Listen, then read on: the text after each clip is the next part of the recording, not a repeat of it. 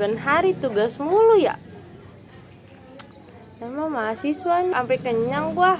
Makanannya tugas mulu. Ngebedah buku ada berapa bab ini ya? Ya Allah. Udah kerjain aja dah. 2000 years. Aduh, sore-sore. Lagi ngapain sih, Nak? Dan tugas. Tuh, tugas tuh. Tugas apaan? Ngebedah buku, disuruh ngebedah buku, Nana. Oh, bedah buku. Emang bukunya buku apaan judulnya? Judulnya Good Governance Al-Ghazali. Itu Maksudnya apaan? buku tentang good governance menurut Al-Ghazali gitu. Nah, that's right. Pinter. Lah iyalah pinter. Makanya tempe lu ya. Iya, anak tukang tempe BTW.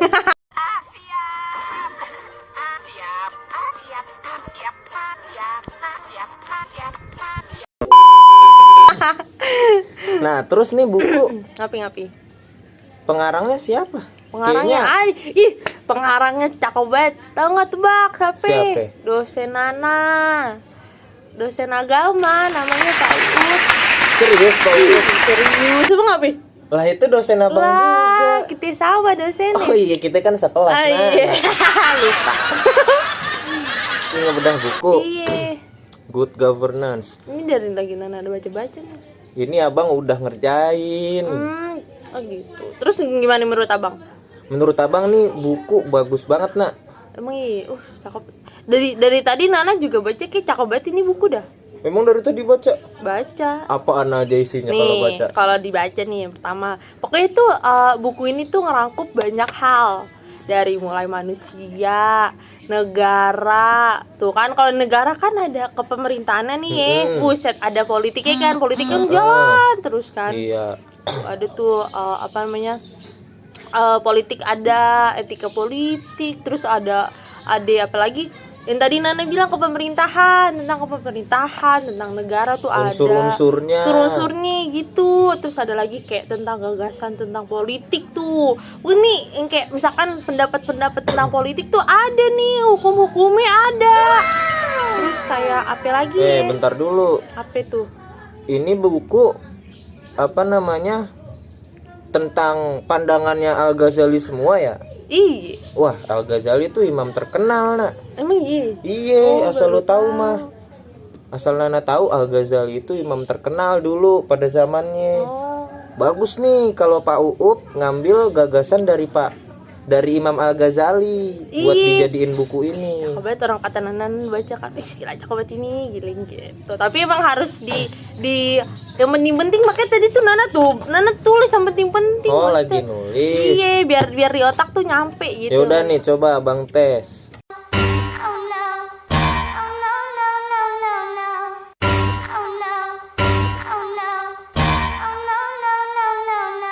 Kalau misalnya Nana tadi udah ngebaca, udah nulis yang penting-penting. Jangan susah-susah ya.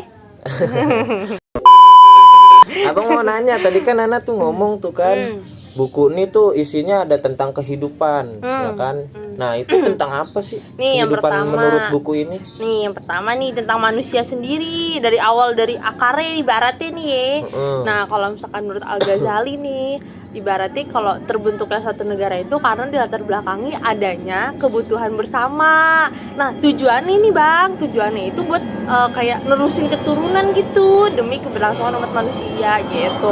Nah, Al-Ghazali itu punya pandangan tuh luas banget kan.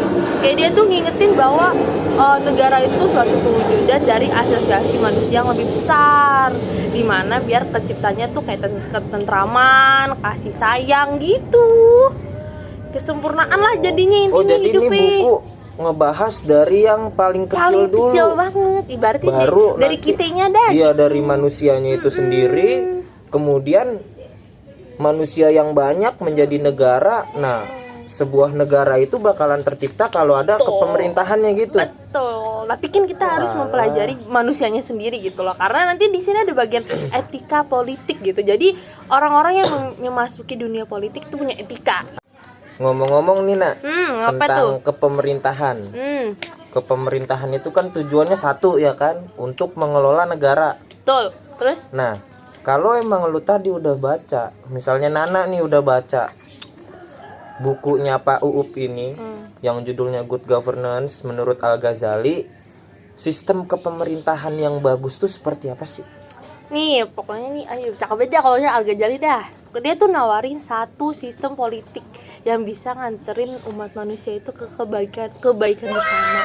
Berarti kayak Al-Ghazali tuh kayak ngasih jalan keluar biar manusia itu tetap berpolitik tapi tidak egois lah ibaratnya gitu kan, yaitu sistem demokrasi Islam. Maksudnya adalah from the people to the people for God. Jadi artinya dari rakyat untuk rakyat karena Tuhan. Nah, konsep Al-Ghazali ini maksudnya itu kayak tentang demokrasi yang dibalut dengan nilai-nilai ketuhanan, Bang, gitu. Oh, jadi tetap tuh ya sistem kepemerintahan tetapi menurut syariat Islam. Nah, tuh. Nah, ngomongin tentang sistem politik yang ditawarkan oleh Imam Al-Ghazali nih, Nah. Yoi, ngapa itu, Bang? Tadi kan Nana cuman ngasih tahu tuh sistem politik yang ditawarkan oleh Imam Al-Ghazali, tapi nggak dijelasin. Penjelasannya tuh kayak gimana sistem politik yang by the people, from the people to the people by God, itu kayak gimana maksudnya? Tuh, pokoknya tuh kan intinya kan dibalut dengan nilai-nilai ketuhanan lah ya ibaratnya. Karena kan memang kita manusia juga manusia beragama. Nah, Al-Ghazali ngegabungin 5 unsur. Nah, 5 unsur ini tujuannya biar terjadinya kepemerintahan yang baik. 5 unsur itu adalah moralitas, agama, ilmu pengetahuan nih, mistik, sama politik gitu. Nah, dari 5 unsur ini kalau digabungin, nah terwujudlah itu namanya negara moral gitu. Nah, negara moral ini akan membuat suatu suatu kepemerintahan yang baik gitu. Nah, nanti kalau kepemerintahan yang baik nih udah dijalanin, dijalaninnya secara partisipatif, efektif, jujur, adil, transparan, sama bertanggung jawab. Jadi nggak ada tuh, Bang, yang namanya korupsi, yang namanya bohongin rakyat, yang namanya makan duit rakyat sampai kabur ke luar negeri, tuh nggak ada. Wow. Bagus banget dong kalau begitu. Betul. Cocok sih ini. Kalau misalnya banget, sistem kepemerintahan kita kayak gini, Nah. Ih, banget. Gila, bukan lagi. Soalnya umpama nih kalau misalnya semua kepemerintahan baik di tingkat atas sampai di tingkat bawah itu bisa berlaku adil, jujur, bertanggung jawab. Wah, itu sih bakalan orang intinya nih tujuan negara itu bakalan berjalan, Nak. Banget cepet lah. berkembangnya. Ibaratnya tuh mereka kalau misalkan mereka transparan, rakyat juga percaya kan sama kepemerintahannya gitu. Berarti bagus nih pendapatnya Imam Al-Ghazali nih. Bagus tentang banget. Sistem politiknya bagus nih. Banget. Bang, nih tadi kan Ana udah baca nih kan, tapi ya sekilas lah, baru sekilas. Nih kan ente kan udah kelar nih, maksudnya ya koreksi lah kalau salah ya kan. Karena kan abang nih tahu kan kayak ibaratnya tentang Imam Al-Ghazali segala macam. Insya Allah. Nah nih yang tadi nih salah satu materi yang ada tuh tentang etika politik. Maksudnya Imam Al-Ghazali tuh kayak ngasih tahu nih, kayak ibaratnya ngasih pandangan dia gitu kan, bahwa ada 3 posisi sebabnya etika ini gitu. Yang pertama etika sebagai sistem nilai, yang kedua kode etik, yang ketiga filsafat moral gitu. Karena kan kalau orang-orang yang masuk politik kudu bermoral kan ya. Nah itu yang penting. Kalau misalnya manusia ya kan masuk ke dunia politik nggak punya etika sama moral yang bagus, bakalan hancur negara itu. Karena sistem kepolitikannya orang-orang yang di dalam dunia politiknya itu jelek moralnya, nggak bakalan jalan negaranya. Betul, itu dia. Nah, ngomong-ngomong nih tentang etika sama moral politik, apa ya? menurut lu, gue mau ngetes lu nih ya, menurut lu etika sama moral yang bagus di dalam berpolitik menurut Al-Ghazali itu apa aja sih? Banyak, tau gak sih? Banyak banget, bagus-bagus banget yang emang ini kudu banget manusia punya ya. Pertama, lu kudu kalau misalkan masuk ke politik tuh berlaku adil. Banyak itu kan tuh harus yang itu kagak harus adil itu. Berarti kayak misalkan rakyatnya dapatnya cuman biji beras karung, dia dapatnya 10 kilo, kan tuh gak adil ya. Aduh. Suka dipotong-potong tuh dana bansos segala macem lah.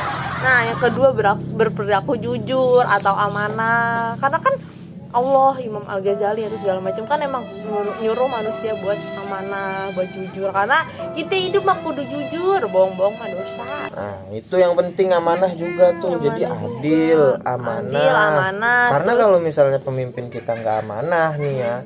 bukan pemimpin nih, jatuh. Bukan pemimpin namanya. Kalau misalnya pemerintah kita nggak amanah ya kan bakalan angus duit rakyat. Kami tahu Iya.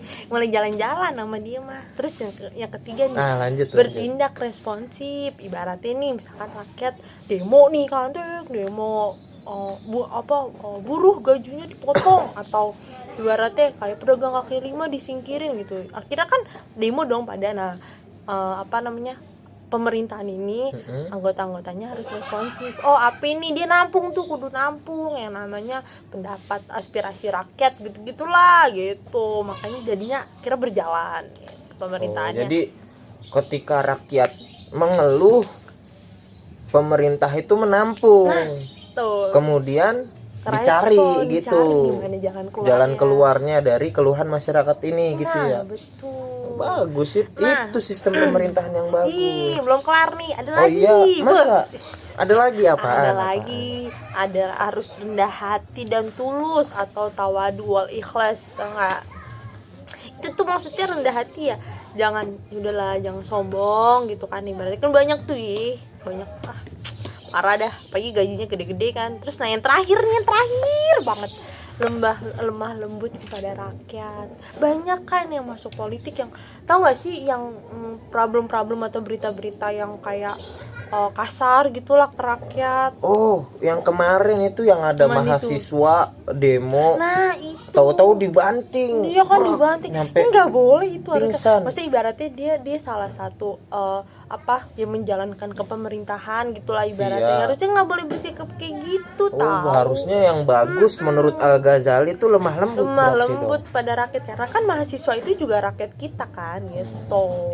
Nah, ngomong-ngomong nih soal lemah lembut, yang abang tahu nih ya, kalau dulu ya kan di zamannya Nabi gitu atau di zamannya khalifah, kalau misalnya khalifahnya itu keras ya, ataupun amir ya, di zaman keamiran Muawiyah dan seterusnya, kalau misalnya keamiran kan kepemerintahannya itu keras kepada rakyatnya, yang abang tahu tuh rakyatnya pada kabur. Itu dia, emang rakyat Indonesia doang yang kuat.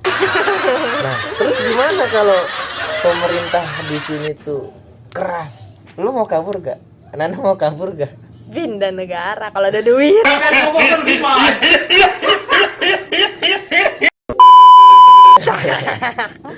Ya udah lanjut. Iya, nah udah kan. Tadi kan tentang apa namanya, tadi Nana jelasin tuh etika politik itu. Terus ada lagi nih Bang, yang namanya, nah tadi Nana bilang dia ngejelasin tentang negara sama kepemerintahan. Ini ada dari tadi kita single itu gitu kan. Banyak kayak unsur-unsur di suatu negara itu banyak yang menurut pandangan Imam Al-Ghazali itu banyak. Tunggu dulu tunggu. Apaan Bang? Perasaan kalau didengar kita dari tadi tuh nyindir masalah negara ini dah perasaan. Balik lagi ke topik awal. Siap. Apa itu? Gimana itu Bang? Topik awal kan kita tuh mau ngebedah buku ya kan. Buku yang judulnya tuh Good Governance. Menurut pandangan Imam Al-Ghazali, karangannya Pak U'up Gufron ini kan. Nah, dari judulnya yang Good Governance, itu abang masih belum maksud nih. Kenapa sih judulnya itu Good Governance? Apa ada nggak keterangannya di dalam bukunya? Iya ada. Apa yang dimaksud good governance? Ada. Jadi tuh pokoknya tuh kan dari pandangan Imam Al-Ghazali itu kan. Nah dia tuh kayak mencetuskan lah ibaratnya arti atau kalimat dari good governance ini gitulah ibaratnya. Ini tuh tiba-tiba populer gitu karena dari pandangan Imam Al-Ghazali. Tapi walaupun ini populer, dia tuh nggak terlepas dari pergeseran paradigma konsep government atau kepemerintahan gitu. Nah, nih Ana jelasin dikit aja ya. Jelasin jangan banyak karena Ana juga gak mau banyak ngomong dah. Nih, secara intinya nih ya, kalau misalkan di good governance ini ada dua hal lah ibaratnya gitu kan. Yang pertama ada sektor ekonomi, nah yang kedua ada sektor sosial politik. Nah, sektor ekonomi ini itu digunain buat standar penerimaan donasi dari lembaga donatur internasional, Bang. Nah, kalau misalkan konsepnya good governance tapi buat sektor sosial politik nih, nah itu dibuat tujuannya untuk mengukur kemajuan pelayanan publik gitu. Terus ada lagi nih penjelasan good governance sesuai dengan etimologi. Itu diartikan sebagai pengelolaan yang baik atau penyelenggaraan yang baik. Jadi kepemerintahannya tuh baik dan berwibawa, Bang, gitu. Oh, jadi maksud dari judul itu kepemerintahan yang baik, yang sesuai dengan syariat Islam menurut Al-Ghazali. Iya, menurut Imam Al-Ghazali. Karena kan yang tadi pertama tuh apa itu? Kepemerintahan itu harus memiliki etika dan moral. Betul. Nah, itu yang penting. Nah, ketika sistem kepemerintahan kita itu etikanya baik, moralnya baik.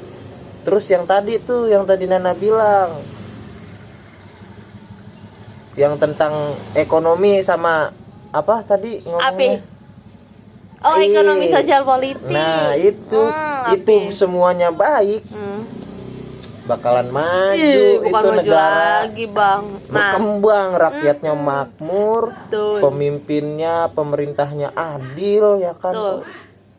Tuh. Terus Imam Al-Ghazali nih juga ngejelasin tentang kayak gagasan tentang politik gitu. Jadi kayak gak asal masuk lah ke dunia politik, karena asal abang tahu ya, nih syarat jadi kepala negara aja banyak, Bang. Masa? Banyak. Pertama nih kudu udah balik. Terus kedua sehat rohani balik. Pulang ke rumah. Enggak, balik ya. Usia balik ke rumah mah. Balik aja ke rumah. Terus yang kedua tuh dia sehat rohaninya gitu. Terus dia bukan budak, dia laki-laki, dia keturunan Bani Quraisy gitu. Dan dia tuh juga punya kecakapan memimpin gitu lah ibaratnya. Terus juga punya wawasan keilmuan, karena bukan sekedar jadi pemimpin doang, Bang. Tuh. Nah, habis itu nih ya. Pokoknya dari 10 yang tadi, pokoknya dari beberapa banyak lah yang tadi Nana jelasin gitu kan. Ada 4 yang dianggap paling representatif agar dapat menciptakan kepemerintahan yang kuat. Nih yang pertama ada Najdah.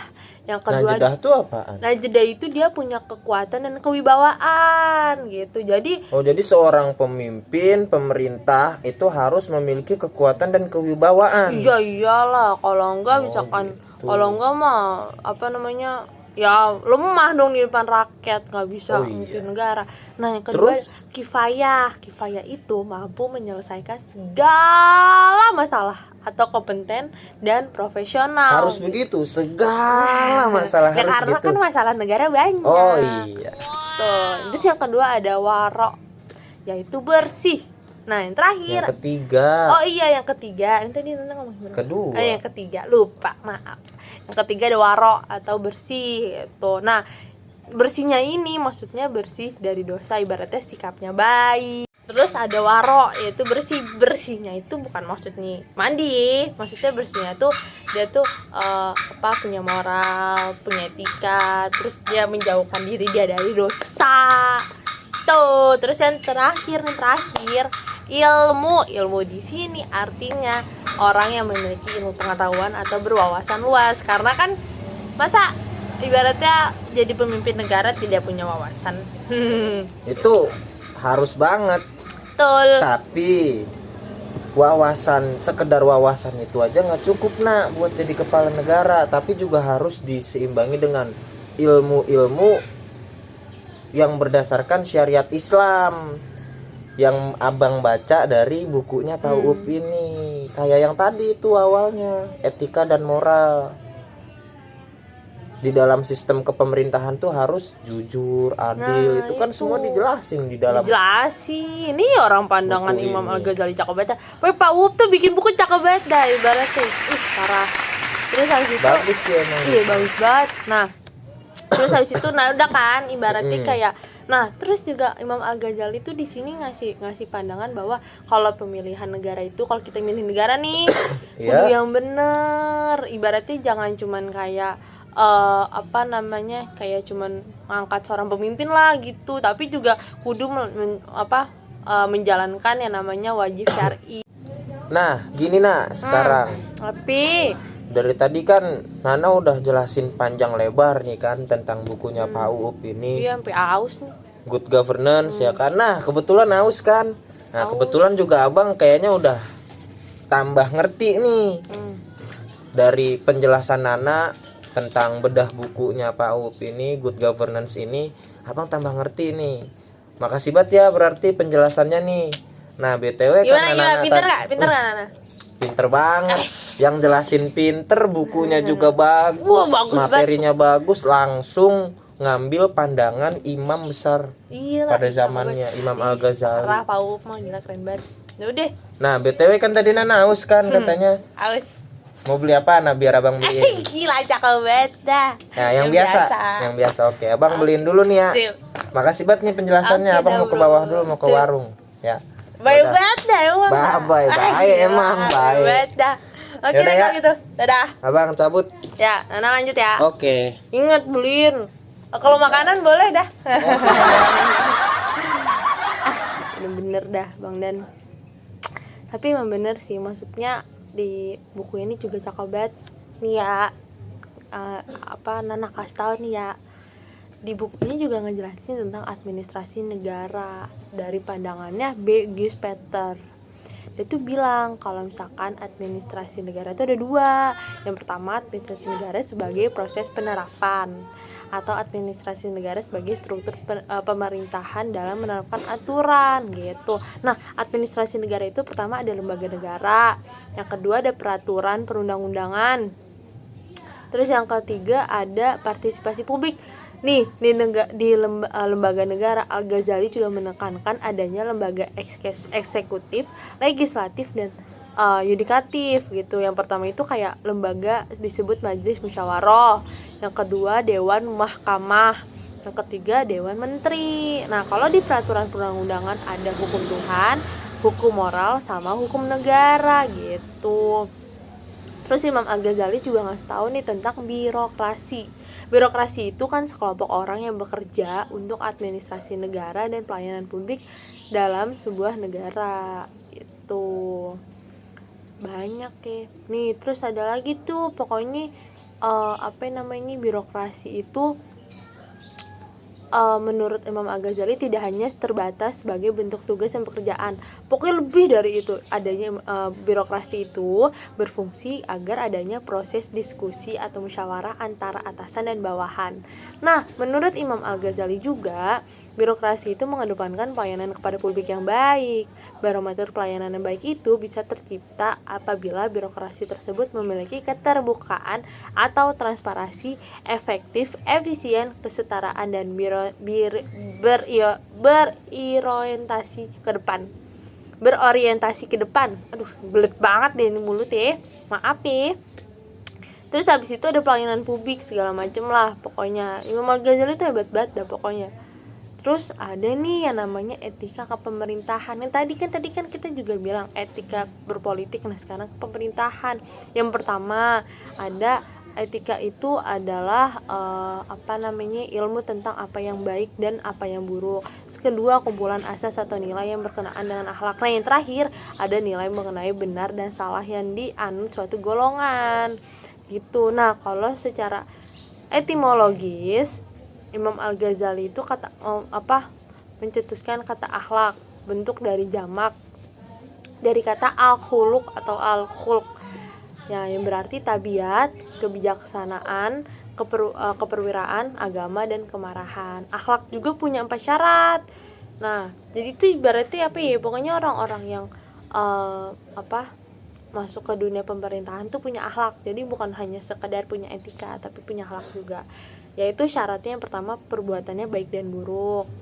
Nah, yang kedua itu kesanggupan melakukannya, dan ketiga mengetahuinya. Keempat, sikap mental yang membuat jiwa cenderung pada salah satu dua sifat tersebut sehingga mudah melakukan baik yang atau buruk gitu. Jadi kalau misalkan pemimpin masuk ke dunia pemerintahan, jadi dia punya akhlak gitu, ibaratnya kayak dia bisa memimpin dirinya sendiri sehingga dia bisa memimpin orang lain gitu. Karena kalau misalkan kita masuk ke dunia pemerintahan dan kita tidak punya akhlak, saya yakin pandangan Imam Al-Ghazali ini tidak akan berlaku di negara tersebut gitu. Padahal ini bagus banget pemikiran Imam Al-Ghazali dan bukunya keren banget, saya baca hebat lah pokoknya.